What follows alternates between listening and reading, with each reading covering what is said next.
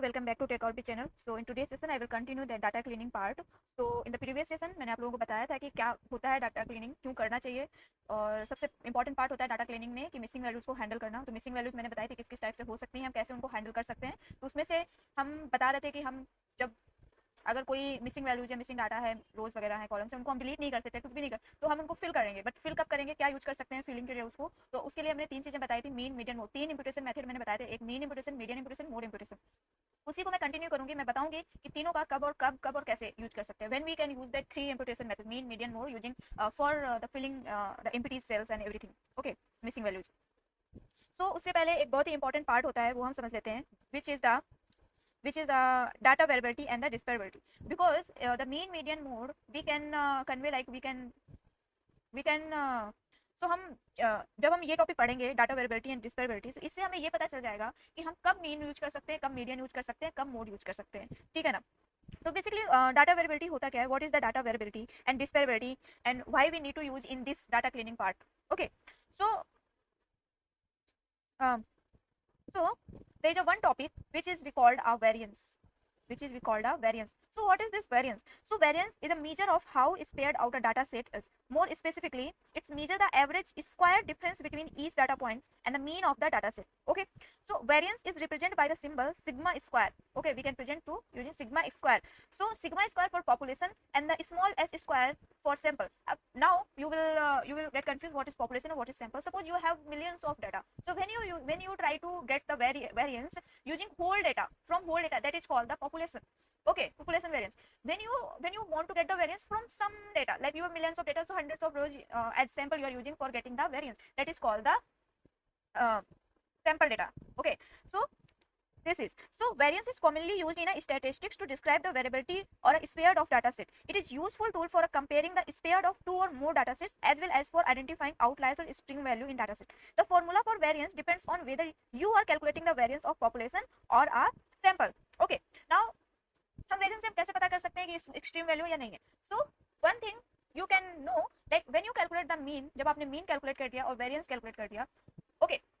तो इन दोनों के बीच में डेटा कितना स्पेयर्ड है, कितना क्लोज है, ओके, उससे हम पता कर सकते हैं कि इसमें मीन यूज करना चाहिए, मीडियन यूज करना चाहिए, मोड यूज करना चाहिए. ठीक है ना. अब हम देखते हैं. ठीक है. Now there is two types of when you calculate the mean and variance. जब आपने दोनों चीज कैलकुलेट कर ली, तो यहाँ पर दो चीजें बनती हैं. एक चीज क्या बनेगी, या तो मीन वेरिएंस के बराबर होगा, या मीन बराबर होगा या उससे छोटा होगा. ठीक है ना. या तो मीन वेरिएंस से बड़ा होगा या उससे बहुत दूर होगा. तो ये चीजें बनती हैं. Okay. So when if the variance is high compared to mean, okay, so the data are spared out of over the range. Okay, so in that maybe there will be a outlier. So when outlier present in your data sets, you cannot use the mean, on that time you can use the median,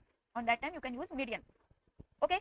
So that is, if the variance is low, means closely clustered around the mean, okay, then you can use the what, median or mode, you can use that. Okay, that means there is no outliers maybe. Okay. Now second is the standard deviation. What is standard deviation? Standard deviation is nothing that is also a statistical measure that is used to quantify the amount of the variability or the dispersion in set of data. It is defined as the square root of the variance, is typically denoted by the symbol sigma. Okay. What I just say? I just say the standard deviation is the square root of the variance. So standard deviation is nothing, just the square root of the variance. Means suppose the variance is sigma square. So when you square root of that, so that is become a sigma. That is called the standard deviation. Suppose your variance is the 16. So your standard deviation would be 16. 16 square roots is became 4. So standard deviation is a 4. So suppose there is a lots of millions of data and you are calculating variance. Okay, when you done with variance, so variance number is coming like become a large number. Okay, so it's become a it's become maybe it's a cause of the it's become your confusion. Okay, so suppose the variance number is high, okay, the large number, so you can convert your variance into standard deviation and you can compare, you can use that same value, but standard deviation become a little bit small, like half of that mean, half of your variance. Okay, that is the standard deviation. So now I will tell you in one line when and how we can use that mean, median, mode, median and mode. So mean हम कब use कर सकते हैं, जब variance और standard division same thing we can say, like या तो हम स्टैंडर्ड डिवीजन कहते हैं या तो वेरिएंस कहते हैं, दोनों बराबर ही है, ठीक है ना। So standard division, if the standard division is far away from the average or bigger value, okay, when standard deviation is bigger value from the average or far away means too far, okay, it's spared out. So that time we can replace our missing value with median, with the median, okay, that time we can replace with median. Now when we can use the mean, so when the standard deviation is less than or a low, okay, less than from average or near or similar, okay, then that time we can use the mean, okay. When we can use the mode we can use when we want to find the frequent value, okay, frequent value, and on that time mode is using in a categorical, when data is in a categorical format, okay. So like these three is basically we can use with the numerical, okay. So what about the mode? If data in a categorical format, so maybe that categorical format become one text, okay, maybe there is a text column on that categorical data is present, then how we can know this, that is the frequent value. What is the frequent value? Suppose there is a column is gender, okay, there is a column is gender, okay, so on that we cannot apply that mode function, so that time how we can know what is the frequent value? So I will tell you how, okay. Okay, so ये बात हो गई, चलो तो हम अभी दिखाते हैं आपको, हमने पहले सॉरी इस वाले फंक्शन में मैंने बताया था आप लोगों को कि एवरेज कैसे निकालते हैं, मीडियन कैसे निकालते हैं, मोड कैसे निकालते हैं, ठीक है ना, हमने पता कर लिया, ओके, समझ गए। मीन और मीडियन का तो समझ गए, बट मोड का क्या करें, मोड का क्या करें? मोड तो यहाँ पर हमने सिर्फ न्यूमेरिकल वैल्यू में सिर्फ यूज किया था, तो हम कैसे यूज कर सकते हैं? तो हमारे पास ये कैटेगरिकल डेटा है सपोज, इस कैटेगरिकल डेटा में अगर मेरे पास सपोज ये दो मैंने सपोज यहाँ से हटा दिया और यहाँ से हटा दिया, ये दो चीजें मिसिंग है, तो हम क्या यहाँ पर मोड यूज करके पता कर सकते हैं कि कौन सी फ्रीक्वेंट वैल्यू है, क्योंकि ये तो कैटेगरिकल डेटा है, कैटेगरिकल डेटा में तो मोड यूज करते हैं, तो मोड मतलब फ्रीक्वेंट वैल्यू जो सबसे ज्यादा बार आई हो। So how we can calculate the frequent value in the categorical which is in a text format, because we can not use the mode function, we can use mode function with only numerical. So for that there is a pivot table, okay, using pivot table we can calculate the frequent value. So first we select the whole table, then we will go on that insert tab, there is one option pivot table, we just click here and we will select first option, what is that, from table range, okay. So from table range we selected, then it will ask you want pivot table in new worksheet or a existing worksheet, so I want a new worksheet, okay, so click ok. So when I click on that ok, the pivot table came in a new worksheet, my data is here and new worksheet here. If I click on that same worksheet, so it will become it will ask for a range and you have to select the range, and on that pivot table will become enough same worksheet. So I selected different worksheets, so its pivot table came here. Now I want to calculate the gender count, okay, there is a two gender, male and female, so I want to count their how many male, how many female, so it will be a count function only count that number, okay. So I will tell you about pivot table, okay, I will explain everything, this is just for a mode function, so I am telling, okay. Upcoming lecture में मैं pivot table को बहुत अच्छे से बताऊंगी, ठीक है ना। सो हम क्या करेंगे, हम जेंडर को यहाँ से रो में ड्रैग कर लेंगे, तो ओके, रो में हमारे पास फीमेल और मेल रो आ गई। अब हमको यहाँ पर चाहिए कि फीमेल का काउंट कितना होगा, मेल का काउंट कितना होगा, हमको ये चाहिए, ओके। सो हम क्या करेंगे, हम फिर से जेंडर को लाएंगे और फिर से इसमें ड्रैग कर देंगे, इसमें जैसे ही ड्रैग किया सो ऑटोमेटिकली इसने काउंट ले लिया। हम यहाँ से चेंज कर सकते हैं सब कुछ, क्या हम क्या वैल्यूज की काउंट करना है, सम करना है, एवरेज करना है, जो भी, बट हमको काउंट करना है, तो count by default count select रहता है, ठीक है ना, तो इसलिए काउंट आया, तो ऐसे करके यहाँ से कर सकते हो। तो हमने काउंट कर लिया। अब यहाँ पर देख सकते हो फीमेल 46 टाइम्स आया है, मेल जो है 52 टाइम्स आया है। इसमें इसके अकॉर्डिंग क्या है कि मेल बहुत ही ज्यादा फ्रिक्वेंट बहुत ज्यादा बार आया है, तो क्योंकि हमको पता नहीं है कि यहाँ पर डेटा क्या है, तो जो फ्रिक्वेंट वैल्यू आई है उसको हम यहाँ पर फिल कर देंगे। जैसे फ्रिक्वेंट वैल्यू क्या है, मेल है, तो हम इसको मेल से फिल कर देंगे, ठीक है ना, मेल से फिल कर देंगे। तो ऐसे हम पता करते हैं जब हमारे पास कोई सोल्यूशन नहीं रहता। सपोज अगर नेम भी नहीं होता, यहाँ पर अगर नेम भी नहीं होता तो फिर क्या करते, अब तुम्हें फिल करना पड़ता, बट अभी नेम है, तुम्हें पता है कि मेगा and okay this is similar like a female name, so we can fill that with female, but there is nothing to describe her gender, so what we can do, we have to use that frequent, okay. So ये होता है, जैसे हमारे पास as column होता, ठीक है ना, as column में क्योंकि एज कैटेगरिकल तो नहीं होता है, बट आप कह सकते हैं, क्योंकि अगर मान लो कि एज हमारी कुछ ही बहुत एज है, 22, 25, 25 ऐसे एज है, तो उसको हम ऐसे कैटेगरिकल ले सकते हैं, उसको हम फ्रीक्वेंट वैल्यू पता कर सकते हैं। ओके, जब हम मीन मीडियन नहीं यूज कर सकते न्यूमेरिकल में, तो हम मोड यूज करते हैं। ठीक है, ओके, सो हमने ये पता कर लिया। अब हम देखते हैं, अब मैंने क्या बताया, मैंने दो चीजें बताई। पहली चीज मैंने क्या बताई, मीन मीडियन मोड। मोड का मैंने यूज करके बता दिया कि कैसे कैसे फिल करते हैं। ओके,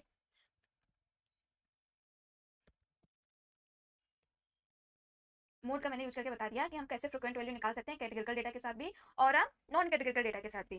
अब हम देखते हैं, मीन मीडियन का भी बताया कि मीन कैसे फाउंड करते हैं, मीडियन कैसे फाउंड करते हैं। बट अब हम देखेंगे मीन मीडियन का यूज, मीन मीडियन का यूज कैसे कर सकते हैं। ठीक है ना, उससे पहले हम एक चीज और देखते हैं, मूविंग एवरेज। एक चीज होता है मूविंग एवरेज, मूविंग एवरेज का भी हम यूज करते हैं। ठीक है ना, मीन मीडियन के साथ एक मूविंग एवरेज करके भी एक फंक्शनलिटी होती है।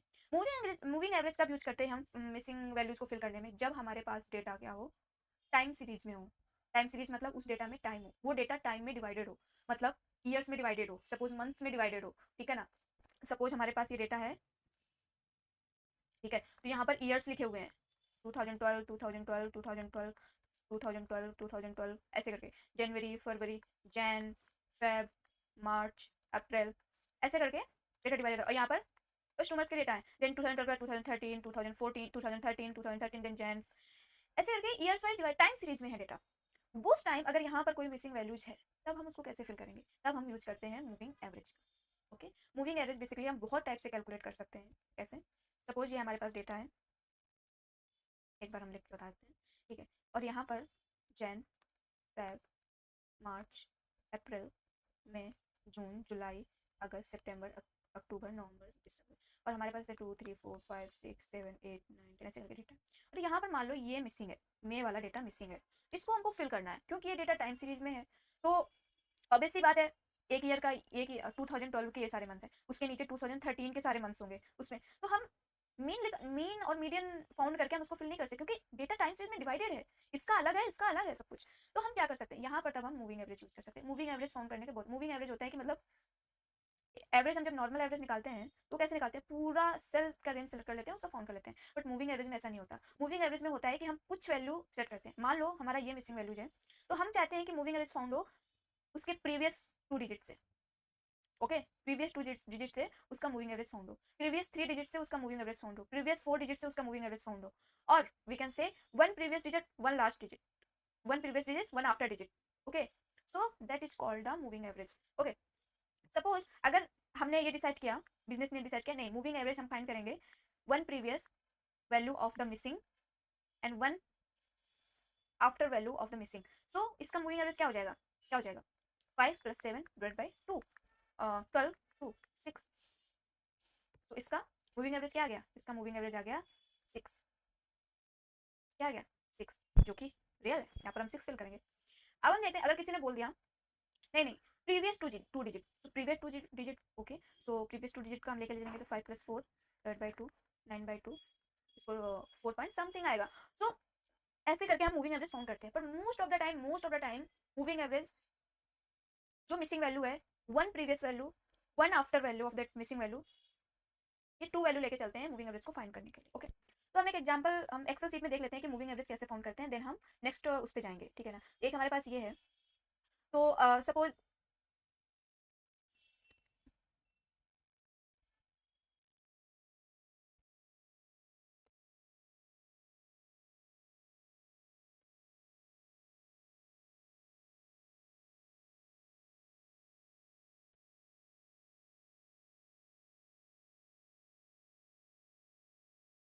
ठीक है, तो हम कई हमारे पास कई सारे तरीके हैं मूविंग एवरेज फाउंड करने के, तो हम एक एक करके मूविंग एवरेज को फाउंड करेंगे। ओके, सो सबसे पहले हम लेके चलते हैं कि मूविंग एवरेज हम फाउंड करते हैं कि 2 प्रीवियस वैल्यू।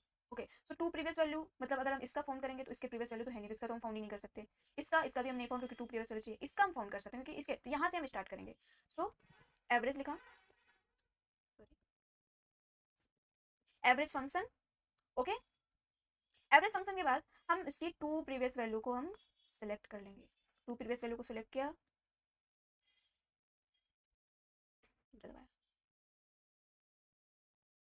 ओके, सो ये हमारे पास आ गए। आप सोचोगे कि यहाँ पर क्यों नहीं आया, यहाँ पर इसलिए नहीं आया यहाँ पर इसलिए नहीं आया क्योंकि अगर इसको देखो तो इसकी 2 प्रीवियस वैल्यू है ही नहीं, इसकी 2 प्रीवियस वैल्यू है ही नहीं, तो इसकी वजह से यहाँ पर नहीं आया।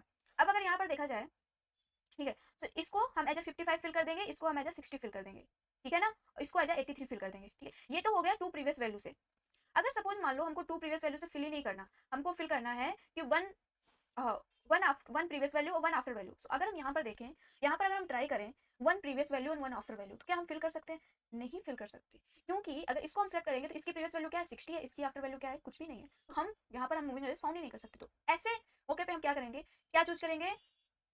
2 प्रीवियस वैल्यू से, 2 प्रीवियस वैल्यू से हम फाउंड करेंगे मूविंग एवरेज। तो हमने यहाँ पर 2 प्रीवियस वैल्यू से फाउंड कर लिया। सपोज यहाँ पर होता, सपोज यहाँ पर मान लो 60 फिल कर दिया, यहाँ पर हमारे पास है वैल्यू, ठीक है ना, यहाँ पर वैल्यू है। तो ऐसे टाइम पर हम क्या करेंगे, अब हमारे पास प्रीवियस वैल्यू भी है, आफ्टर वैल्यू भी है, प्रीवियस वैल्यू भी है, आफ्टर वैल्यू भी है, तो हम इस टाइम पे क्या कर सकते हैं? मूविंग एवरेज फाउंड कर सकते हैं, ठीक है ना। तो हम यहाँ से स्टार्ट करेंगे, क्योंकि हम यहाँ से नहीं स्टार्ट कर सकते, यहाँ से स्टार्ट करेंगे तो इसकी प्रीवियस वैल्यू तो है ही नहीं, चाहे तो हम करके देख लेते हैं। सो हम एवरेज लिखेंगे, एवरेज, एवरेज लिखने के बाद वन प्रीवियस वैल्यू, सॉरी,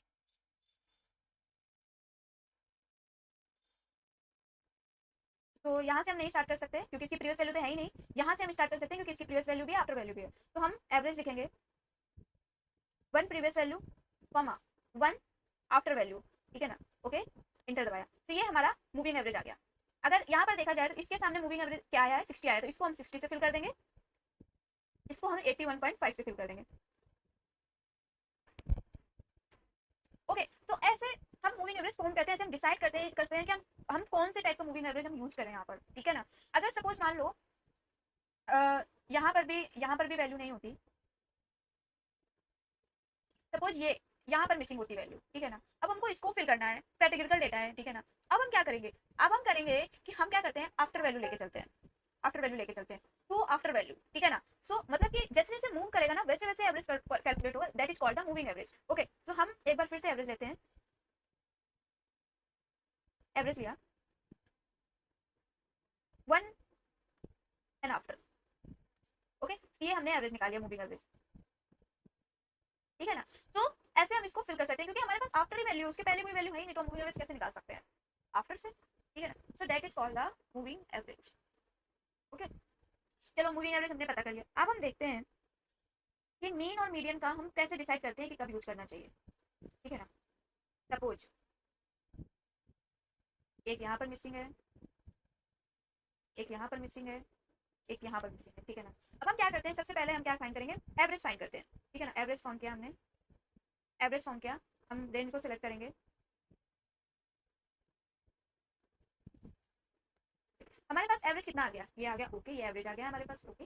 अब हम क्या करते हैं, स्टैंडर्ड डिवीजन फाइंड कर लेते हैं। तो स्टैंडर्ड डिवीजन फाइंड किया, वेरिएंस फाइंड करो, स्टैंडर्ड डिवीजन फाइंड करो। तो हम यहाँ पर हम क्या कैलकुलेशन वाला सेट करेंगे, क्योंकि हम पूरा डाटा ले रहे हैं, ऐसा नहीं कि हम थोड़ा डाटा ले रहे हैं, पूरा डाटा ले रहे हैं, तो हम स्टैंडर्ड डिवीजन फाउंड करेंगे,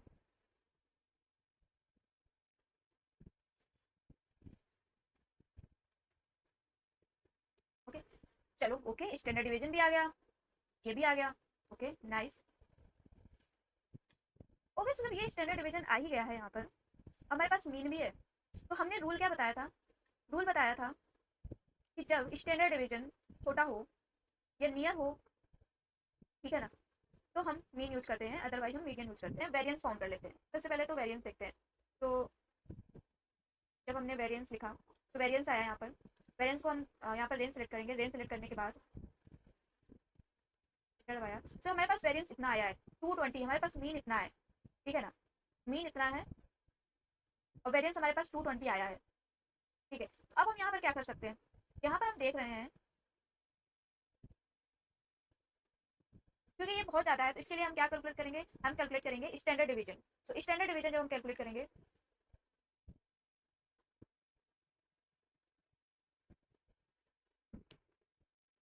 स्टैंडर्ड डिवीजन हमारे पास कितना आया है? 14 आया है, जो कि एक तरीके से देखो, पहले हमारा मेथड क्या था, ये हमारे पास स्टैंडर्ड डिवीजन है और ये हमारे पास क्या है?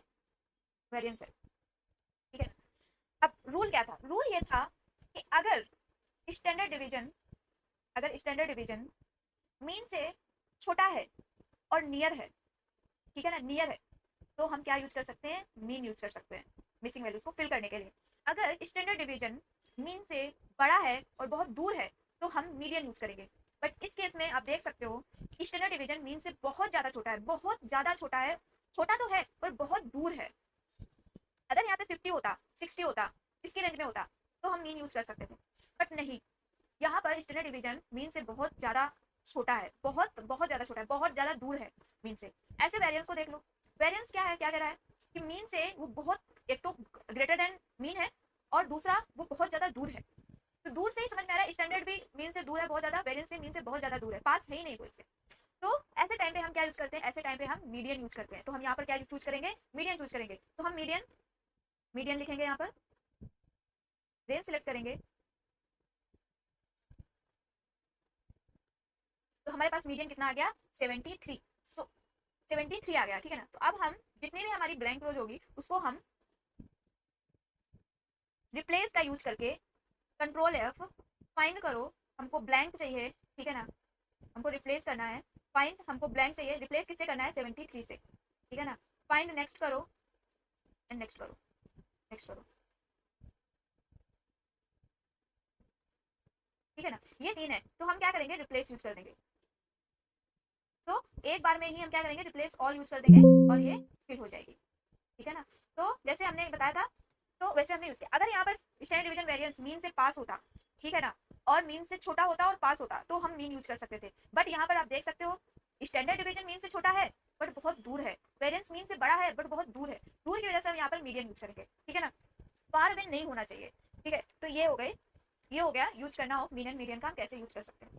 दूसरी बात ये, अगर हमारे डेटा सेट में आउटलायर है, कोई एक्सट्रीम वैल्यू है, तब भी हम मीन का यूज नहीं कर सकते हैं, ठीक है ना। मिसिंग वैल्यू तो हमने देख ली, बट हम आउटलायर भी देखेंगे। अगर एक भी आउटलायर है तो हम मीन यूज नहीं कर सकते हैं। मीन यूज हम तभी कर सकते हैं जब हम वो आउटलायर्स को रिमूव कर दें। अगर हमारा बिजनेस कह रहा है कि नहीं हमको आउटलायर्स को रिमूव नहीं करना है, तो हम उसको मीडियन से फिल करेंगे मिसिंग वैल्यूज को, ठीक है ना। अगर हमारा बिजनेस कह रहा है okay you can remove the outliers, तो हम क्या करेंगे, तब हम मीन का यूज कर सकते हैं। वो भी कब, जब स्टैंडर्ड डिवीजन मीन से लेस देन और उसके बहुत नियर क्लस्टर्ड हो, ठीक है ना। तो ये हमारा डिफरेंस होता है। अब हम देखते हैं कि चलो मिसिंग वैल्यूज तो फिल कर दी, अब हम देखते हैं अगर आउटलायर्स हैं, ठीक है ना, तो आउटलायर्स को हम कैसे फाउंड करेंगे और कैसे उनको हम रिप्लेस करेंगे, कैसे हम पता कर पाएंगे कि कितने आउटलायर्स हैं इसमें, ओके, किस टाइप के आउटलायर्स हो सकते हैं डेटा सेट में। तो हम चलो देखते हैं। तो क्या हम आउटलायर्स को नेक्स्ट सेशन में रखें, ओके। तो हम आउटलायर्स को नेक्स्ट सेशन में रखते हैं, क्योंकि आउटलायर्स बहुत बड़ा पार्ट है, उसमें बहुत सारी चीज़ों का कैलकुलेशन करना पड़ता है, क्वार्टाइल एंड बहुत सारी चीज़ें होती हैं। तो हम उसको नेक्स्ट सेशन में रखते हैं।